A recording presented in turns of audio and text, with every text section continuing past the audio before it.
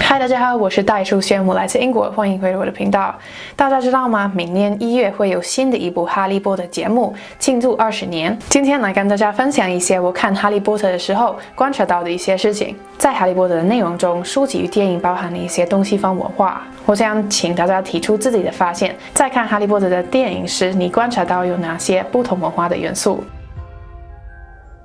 ？So as you may know, J.K. Rowling, the author of the Harry Potter books, had the whole of the wizarding world mapped out in her head before she actually started writing the books. So it was a long process of drafting sections, writing out lists of all the details about the characters and the places, and even drawing sketches to really bring her imagination to life. But in order to catch on as a concept, her world needed to be familiar enough that people felt comfortable with it, and also unusual and strange enough that it was exciting and mystical and otherworldly to read. So it's no wonder then that we see strong influences from aspects of life that we, or more specifically J.K. Rowling as a British author, might take for granted. But maybe you might not know these things, so that's why I'm here today to help you learn about British culture through Harry Potter. Let's get started.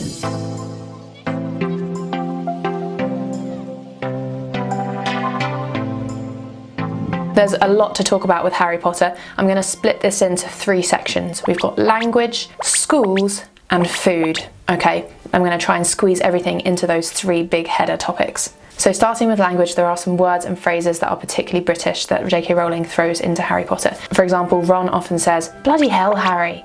Bloody hell, Harry!" This is kind of like, 我的天啊, or "Oh my god." So that's a really British thing to say, bloody hell. Then snogging, to snog means to kiss in British English. There was a line when Ron took the love potion by accident and Harry was like, "Well, I bloody hope so, you've been snogging her for 3 months." There was a part when they were saying that Harry and Ginny had been snogging or something in the corridor. So yeah, snogging is to kiss. And besides the specific words and phrases, J.K. Rowling also stuck kind of to the stereotypes associated with different regional accents.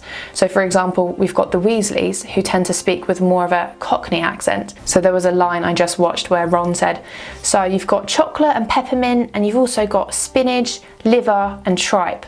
Can you see how my vowels are slightly different? And also the T gets dropped. This is the stereotypical Cockney accent from London and kind of fits his social class in the book. So J.K. Rowling, or the director, has used this accent to evoke that understanding in the reader that, okay, this accent is associated with this type of person. Then we've got Hermione, who's very well spoken.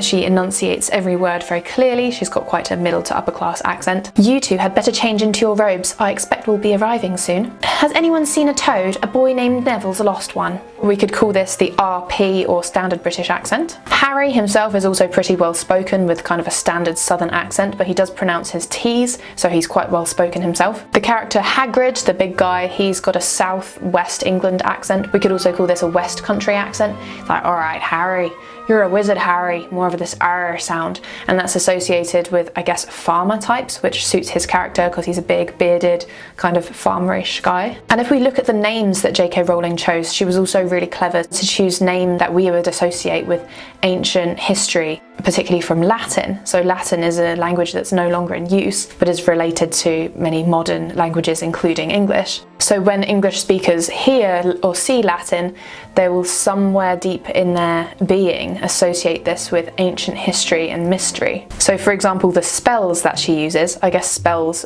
would have been invented a long time ago in the wizarding world. So she chooses names like Crucio, which means torture in Latin, or Expecto Patronum, which means I expect a guardian in Latin. Then we've got Professor Lupin's name. Lupin apparently means wolf-like in Latin. So she was very clever to choose names that were related to Latin so that we have the feeling that there's history and deeper meaning behind this whole world, and it's all kind of relatable. We can think of it as a real world because it's similar to our world, which was also related to ancient Latin and the Romans and everything. Moving on to schools. Now, Hogwarts is obviously a big aspect of Harry Potter, and it seems to be heavily inspired by British boarding schools. You know, particularly the building. We've got the Great Hall, the common rooms, the dormitories. All of these are aspects that you would find in traditional boarding schools. Sports are highly encouraged, so of course we've got Quidditch, which I would have guessed was related to cricket or something. Maybe polo or cricket would be the origins of this sport in J.K. Rowling's mind, but actually apparently it comes from All-American basketball. So yeah, not a British origin there. The Tri-Wizard Tournament, so a sporting activity that's related to other prestigious schools around Europe. I mean, that's just screams boarding school. The way students get to the school with the old steam train, I think the location was actually inspired by Scotland, so it all feels quite familiar and very picturesque and mysterious at the same time. There's selective entrance to the schools, which means that only children with special magical abilities can go there. So again, that's a similar concept with boarding schools, that you have to pass an exam or somehow be selected to go there. The uniform as well. Now there seems to be a kind of crossover and also inspiration coming from traditional universities like Oxford and Cambridge. The teachers are called professors in Hogwarts, for example. That's, university related. Yeah, the gowns, the formal dinners, and the houses. Now apparently the house concept, like Gryffindor, Slytherin, and Hufflepuff and so on. Apparently some translators had difficulty translating this house concept because in other countries where there isn't this boarding school house concept, it's difficult to convey the importance and sense of belonging that comes with being part of a house, like the sense of loyalty that the students would have towards that. And another thing that's sort of related to schools is the writing utensil that they used, the quill, like the feather-looking pen. This also goes back to Western history because the quill was the writing utensil, the main writing utensil in the Western world from the 6th until the 19th centuries. They were used because they didn't need to be sharpened so often, so something about the feather made it easier to write with and more convenient. But quills went into decline after the invention of the modern metal pen, which came into mass production in Britain in 1822. Fun fact for you. Moving on to food, there's so much food to talk about with Harry Potter. Let's start with roast dinners. Okay, classic British thing. They eat that quite a lot, especially the Christmas food. That's all traditional. They've really done Christmas in the proper, British way. There are loads of sweets as well, like the every flavoured beans. They come from the concept of jelly beans. I'm not sure if you've seen them. And the chocolate frogs, I'm pretty sure, were inspired by Freddos. I don't know if you know about Freddos, but there's a bit of controversy associated with them.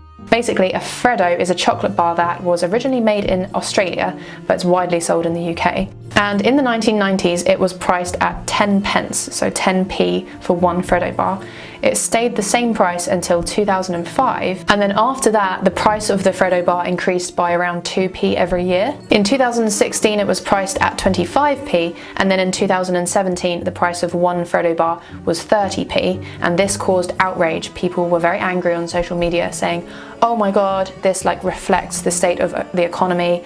Freddo bars are so expensive now. What's going on with inflation?" If you talk about the Freddo chocolate bar, people generally know that this is informally seen as a way to measure the cost of living and inflation rates in the UK.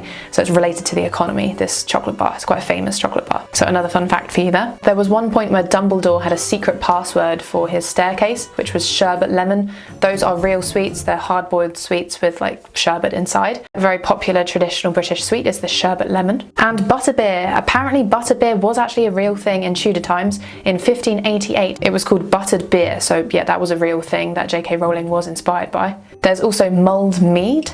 I'm not sure if you've heard of mulled wine. This is a warmed Christmas drink made of wine with spices and it's quite sweet. So mulled basically just means stewed or heated. And mulled mead. Mead is a kind of fermented honey beverage, quite traditional. And I'm sure there's loads of other things that I've forgotten to mention, so please comment down below and let me know of anything else you've noticed in the Harry Potter films that you have an idea of where it might come from. J.K. Rowling really did think about every aspect of this world, and it's quite interesting to see the patterns and guess where she got her inspiration from. And now I had to think about what things in the Harry Potter films might come from Chinese culture, and I have a few ideas which I think might have inspired J.K. Rowling. The first is herbal medicine, which seems to come from Zhongyi, right? It's kind of Chinese medicine. You've got these plants that have special healing properties. Professor Sprout's magical plants, that's got to be related to Chinese medicine, maybe. I mean, there were also healing plants throughout medieval Europe, but it seemed to feel like Chinese medicine to me. The mandrake, I thought maybe this could be a Chinese plant. Those are the screaming plants, if you remember them, the mandrake. And this is actually a real plant, but it comes from the Mediterranean, so not China. Dragons, could they come from Chinese culture? Again, did a bit of research. Seems like there's different types of dragons around the world. Some are Chinese in origin and others come from the Mediterranean or different places, so not too sure about that. The phoenix, no, that comes from Greek mythology. Crystal balls, no, they come from ancient Rome. So it seems like J.K. Rowling's had kind of limited interaction with China and the East, which is a shame because she wasn't inspired so much by Asian culture. But if you happen to think of anything else, again, please let me know down below. OK， 谢谢收看，我是戴秀轩，我们下次见喽。